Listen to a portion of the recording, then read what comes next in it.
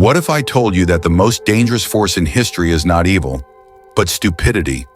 Not the harmless foolishness we laugh at, but a darker, systemic stupidity, one that transforms ordinary men and women into willing tools of destruction. Dietrich Bonhoeffer, a man who stared straight into the abyss of Nazi Germany, called it the most terrifying enemy of human freedom. Think about it when evil appears. We recognize it. It carries the smell of corruption.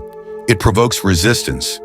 But stupidity, it hides under the mask of virtue. It convinces good parents that they are protecting their children while feeding them poison. It persuades doctors, teachers, leaders, people who should know better to surrender their own judgment and parrot slogans that were never theirs to begin with. Against evil, there is hope. Against stupidity, Bonhoeffer said, we are defenseless. And here's the unsettling truth. This force is not limited to the pages of history. It didn't die with the Third Reich. It thrives today in our workplaces, in our politics, in our social feeds. It is the neighbor who reposts lies because everyone else is doing it. It is the colleague who follows rules he knows are wrong because it is easier to obey than to resist. It is, perhaps, a voice inside you and me, whispering that it's safer not to think too deeply. Stay with me, because in the next few minutes we'll uncover why Bonhoeffer believes stupidity was more catastrophic than malice itself, and why intelligence or education offers no protection against it. I'll share how entire societies have collapsed not because their people were wicked, but because they simply stopped thinking. But there's more. Hidden inside this bleak diagnosis is also a path forward, a way to resist when conformity feels irresistible. A way to train your mind like a muscle against surrender. And somewhere in this story lies a question that may determine not only your future, but the dignity of all human thought when everyone else stops thinking. Will you still stand fast? Part 1. Why stupidity is more dangerous than evil. Bonhoeffer once wrote from his prison cell, "Against stupidity, we are defenseless." To him, evil was dangerous but predictable. Evil carries within itself a shadow of guilt, an unease that eventually provokes resistance. Stupidity, however, moves like a silent fog. Ordinary people adopt destructive ideas with the conviction that they are doing good. That is what makes it far more terrifying. Think of a man who lies, steals, or manipulates. Deep down, he knows he is doing wrong, and this awareness gnaws at him. That self-knowledge contains a seed of eventual collapse. But the man who acts stupidly under the illusion of righteousness will never feel that tension. He believes he is virtuous, and therefore nothing, not reason, not evidence, not argument can shake him. He is not resisting the truth because he is evil. He is blind to it because he thinks he already holds it. This is why Bonhoeffer concluded that stupidity, not malice, is the true engine of catastrophe. I have spent decades studying the psychology of human behavior. In every generation, I've seen examples where brilliant people succumbed not to hatred, but to this functional stupidity. A colleague with a PhD once rejected a mountain of data because the group he trusted said otherwise. A man who once stood as a model father allowed slogans from political rallies to replace his own judgment about what was safe for his children. These men were not cruel, nor ignorant in the traditional sense. They were intelligent, educated, and sincere, yet they surrendered their minds to borrowed convictions. History offers countless case studies. In Nazi Germany, university professors signed declarations of loyalty to Hitler. Doctors participated in grotesque experiments under the belief they were serving science and society. Clergy members preached obedience rather than resistance, convinced it was their sacred duty. These were not monsters by nature. They were normal people who gave up the burden of independent thought. The result was not a handful of villains controlling a nation. It was millions of ordinary men and women who became complicit without ever seeing themselves as guilty. This is where Bonhoeffer's insight cuts deeper than most philosophers. He wasn't analyzing evil in the abstract. He was diagnosing a condition of the human spirit, the willingness to stop thinking when thinking becomes costly. Evil can be confronted with courage, but stupidity disarms you before you even realize you've surrendered. Consider a more personal example. Imagine a workplace where policies are clearly harmful to employees' long hours, unethical practices, manipulation of data. Everyone knows something is wrong, but no one speaks up. Why? Not because they are malicious, not because they lack intelligence. They convince themselves it is normal, or that their silence is loyalty, or that nothing can be done. The system doesn't need to silence them. They silence themselves. This is stupidity at work, hidden beneath the mask of virtue. And it doesn't take an authoritarian state to create these conditions. It can happen in democratic societies, in companies, in families, even in our own private lives. I once counseled a student who repeated dangerous online conspiracies with absolute conviction. When I asked him why, he replied, "Because everyone I follow says it's true." He wasn't trying to harm anyone. He genuinely believed he was sharing valuable information. But in reality, he had abandoned the discipline of thought for the comfort of belonging. Bonhoeffer saw this surrender everywhere in his time, and it is still with us today. Evil shocks us, but stupidity numbs us. Evil generates enemies, but stupidity recruits allies. Evil eventually collapses under the weight of its corruption, but stupidity can march on for generations, unchallenged, because it masquerades as moral certainty.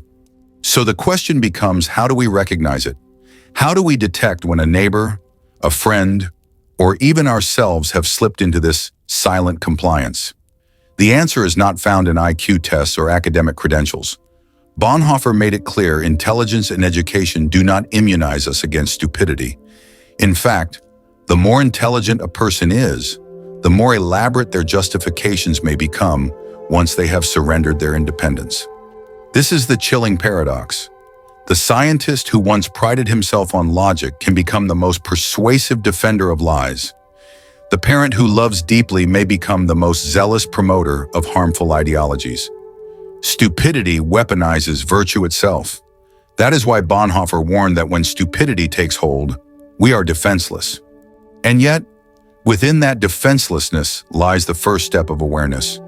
To admit that stupidity, not evil, maybe the greater threat is to strip away comforting illusions. It forces us to confront a harder truth: the enemy is not always out there. Sometimes it is the quiet decision within us to stop asking questions. Part 2. How society manufactures stupidity.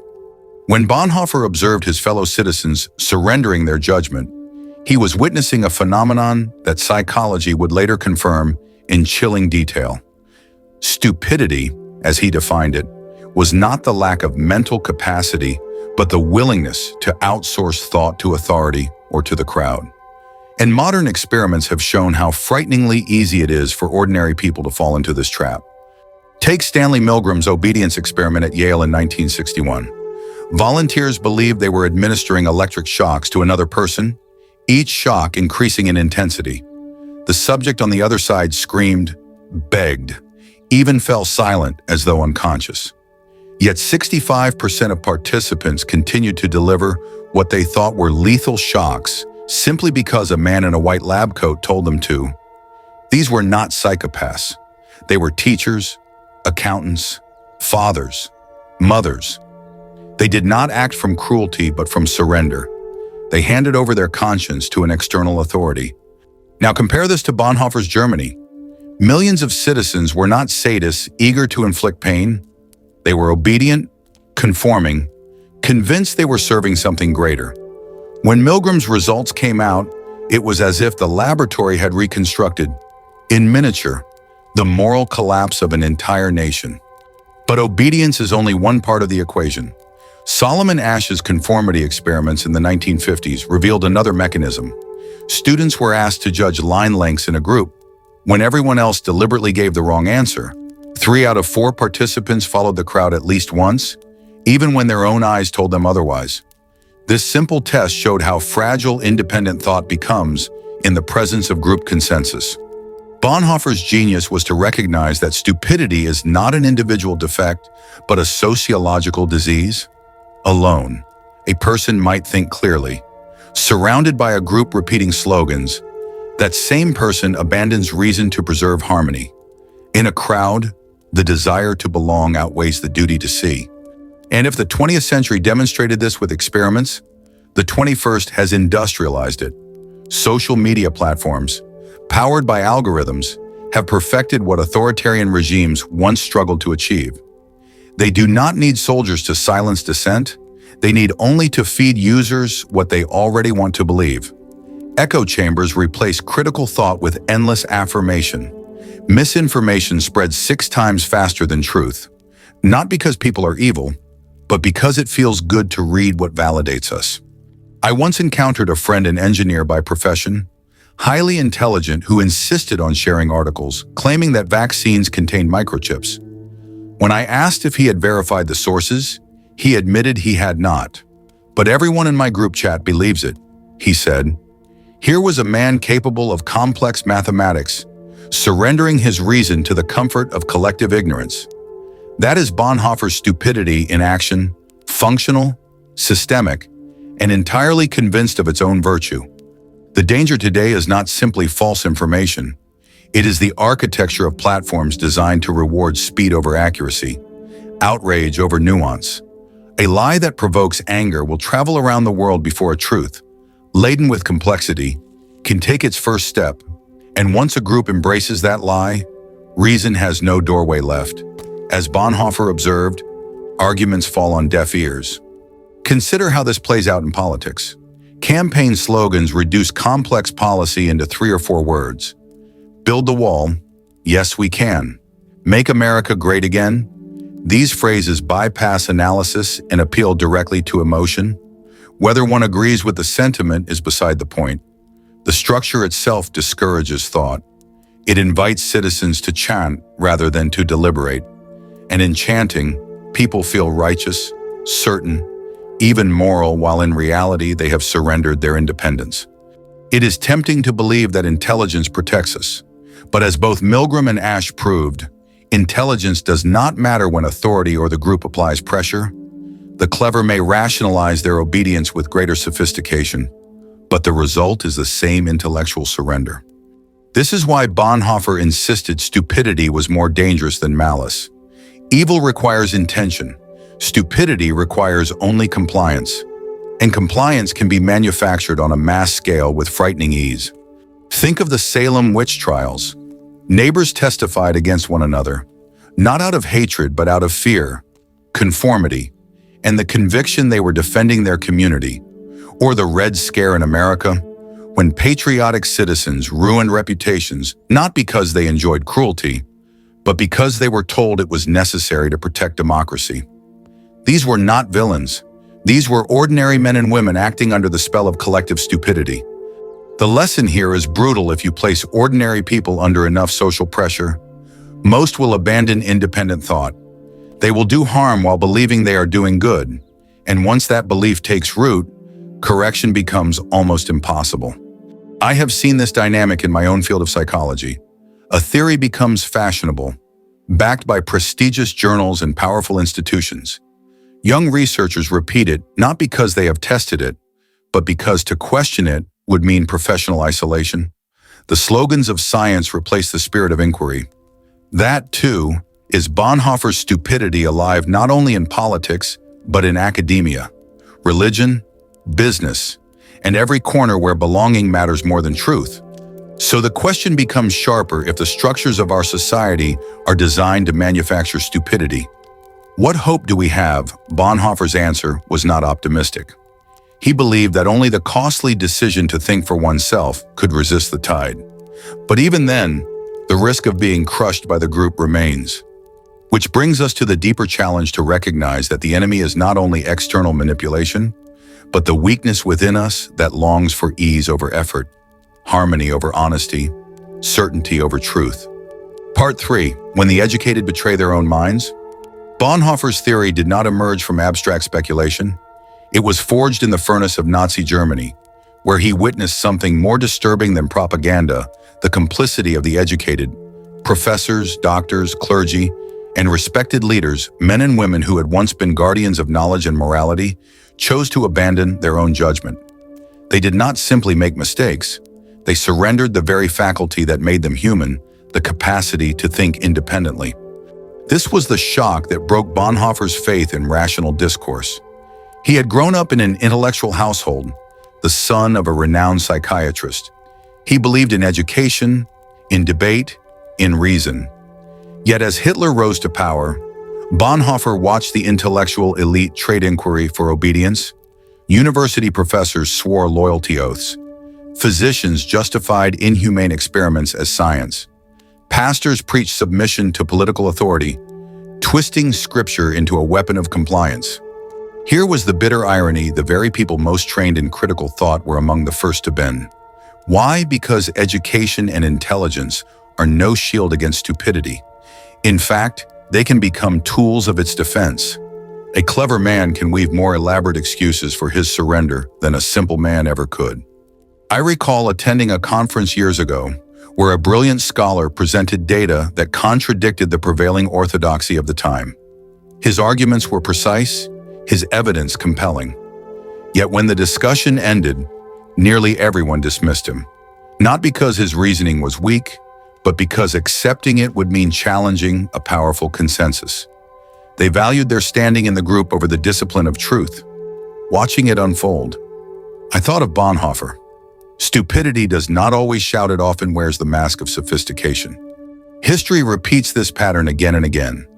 During the Salem witch trials of the 1690s, respected ministers and judges sanctioned executions based on spectral evidence, visions, and dreams claimed by accusers.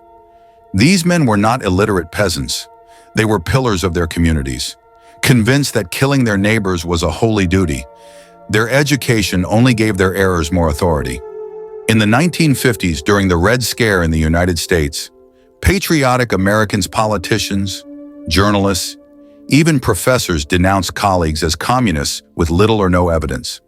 Careers were destroyed, lives shattered.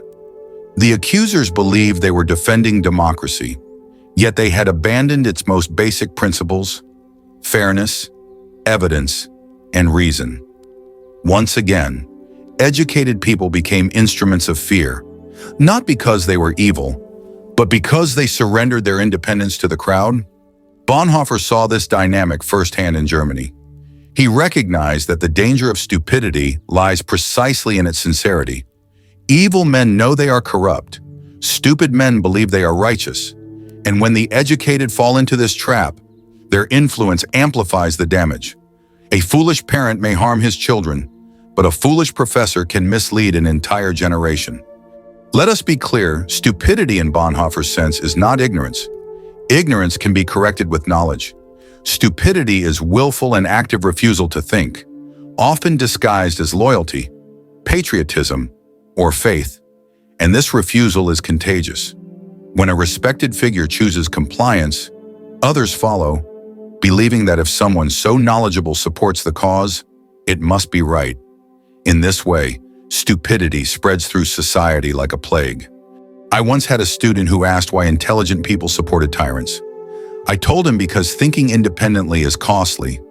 It risks reputation, safety, comfort, and many educated people, despite their intelligence, lack the courage to pay that cost. They convince themselves that silence is prudence, that obedience is wisdom, that compromise is maturity. In reality, they have chosen the easier path of stupidity. Bonhoeffer himself refused that path. From his pulpit and his writings, he opposed Nazi ideology long before it was safe to do so. His resistance was not just political, but intellectual. He insisted that truth must be spoken, even when it invites punishment. For this, he was silenced, imprisoned, and eventually executed. But his defiance exposed the cowardice of those who had surrendered. The lesson is harsh societies collapse not because villains overpower the good, but because ordinary people, including the educated, stop thinking when it matters most. Stupidity thrives where courage fails. And if you think this belongs only to the past, consider our own time. How many scientists, pressured by funding or politics, bend their research to fit the expected narrative? How many journalists repeat talking points rather than investigate deeply? How many teachers quietly pass along ideologies they do not fully believe? Simply to avoid conflict, each case is a small surrender. But collectively, they form the same pattern: Bonhoeffer described the intellectual abdication of responsibility. So ask yourself in your workplace, your school, your community who is truly thinking, and who is merely repeating, who risks standing alone, and who hides behind the safety of slogans. History teaches us that when the educated betray their own minds, the cost is borne not only by them, but by entire societies. That is why Bonhoeffer's warning still echoes today against stupidity.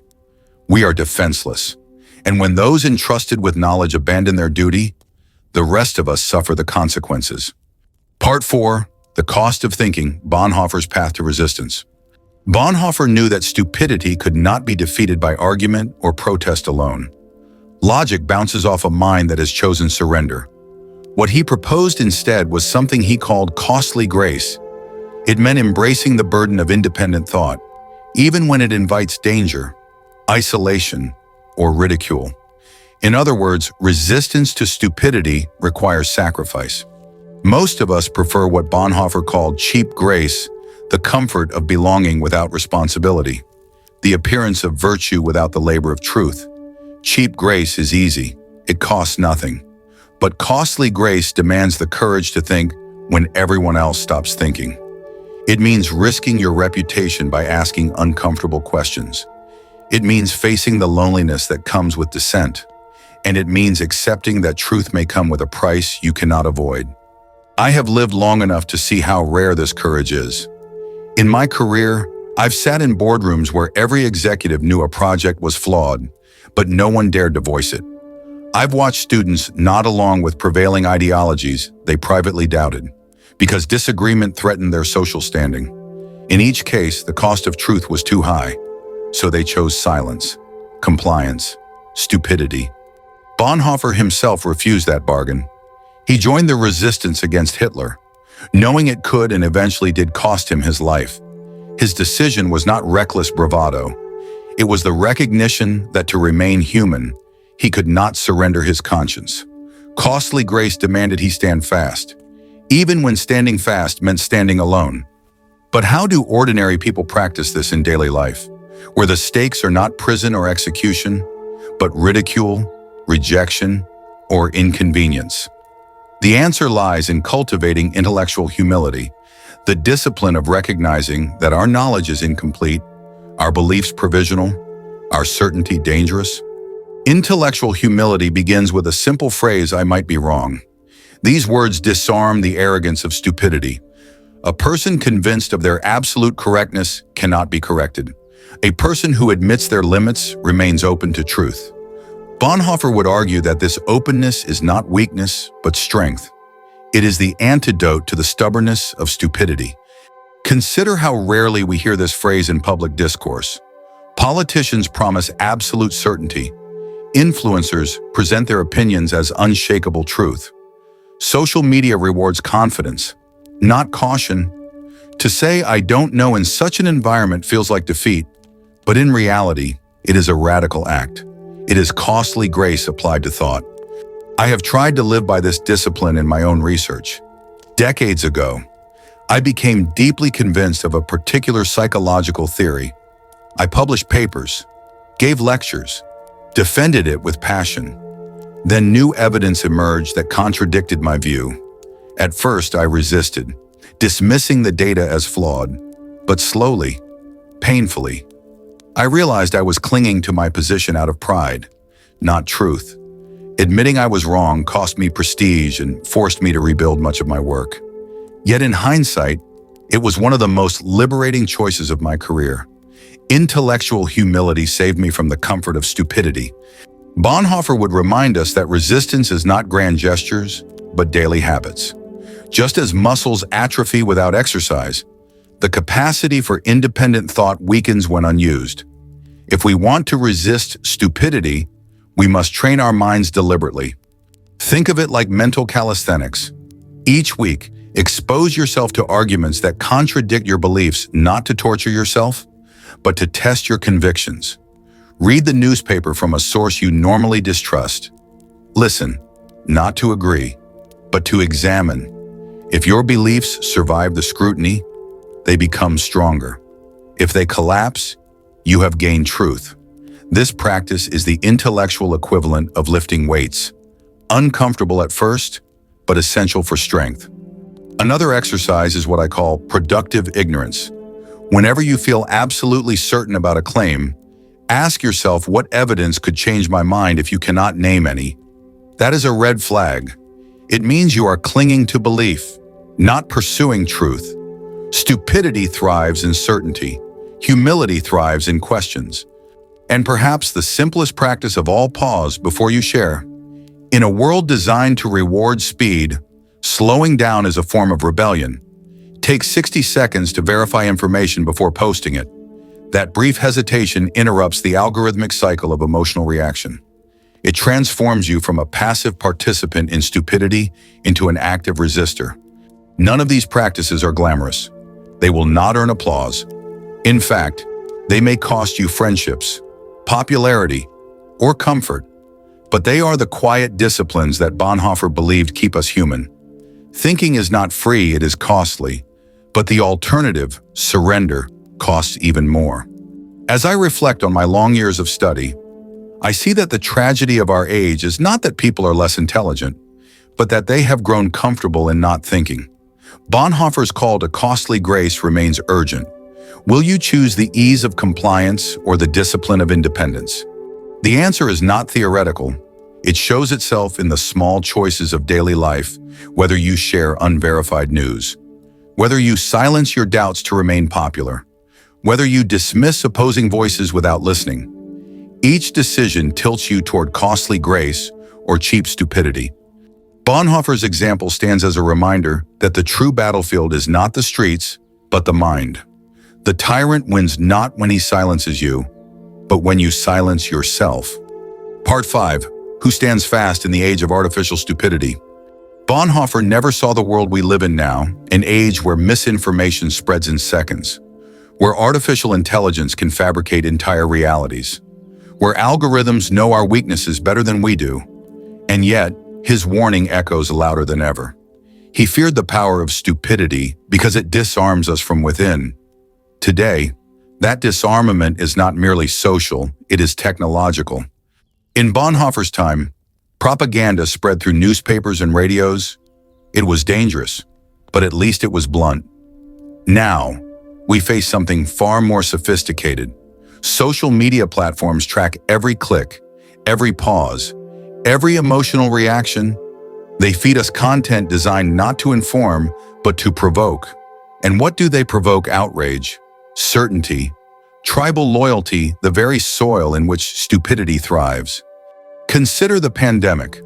Doctors, engineers, and lawyers, people trained in logic, circulated theories about microchips in vaccines or miracle cures with no scientific basis. These were not failures of intelligence. They were failures of independence. Under pressure, even educated minds surrendered to the comfort of group belief. That is exactly the transformation Bonhoeffer described, not evil, but stupidity, dressed in the robes of righteousness. Now add artificial intelligence to the equation. Deepfakes can create convincing videos of leaders saying words they never spoke. Chatbots can flood forums with synthetic consensus. Lies no longer need to be crafted by humans. Machines generate them faster than truth can respond. The battlefield has shifted from the public square to the architecture of cognition itself. Here lies the most chilling part: our brains evolved for speed, not accuracy. In prehistoric times, hesitation meant death. Trusting the familiar, sticking with the group, believing what feels true, these instincts once kept us alive. Today, those same instincts make us vulnerable. Algorithms exploit them with surgical precision. Every time you scroll, you are not just choosing content. Content is choosing you. So the question Bonhoeffer asked from his cell in 1943 still stands. Who stands fast? Who resists when the cost of resistance is ridicule? When the crowd chants lies with absolute certainty? When the truth demands more effort than the comfortable illusion? I think of a conversation I once had with a colleague during a heated political season. He admitted privately that he disagreed with the slogans his party promoted, but he repeated them publicly anyway. "It's just easier," he said. That phrase, "just easier," is the anthem of stupidity. It is how intelligent people slip into compliance. how societies sleepwalk into catastrophe. And yet, Bonhoeffer also gave us hope. He believed the choice remained with us. Even under the heaviest pressure, resistance does not require genius. It requires courage. It shows itself not in dramatic speeches, but in ordinary practices, pausing before you share, questioning your own certainty, admitting I don't know, choosing curiosity over tribalism. These small acts become extraordinary when no one else is doing them. Think of intellectual freedom like physical health. You do not preserve it by accident, you train it. Just as muscles weaken without exercise, your mind atrophies when it surrenders to slogans. Each time you challenge your own assumptions, you strengthen it.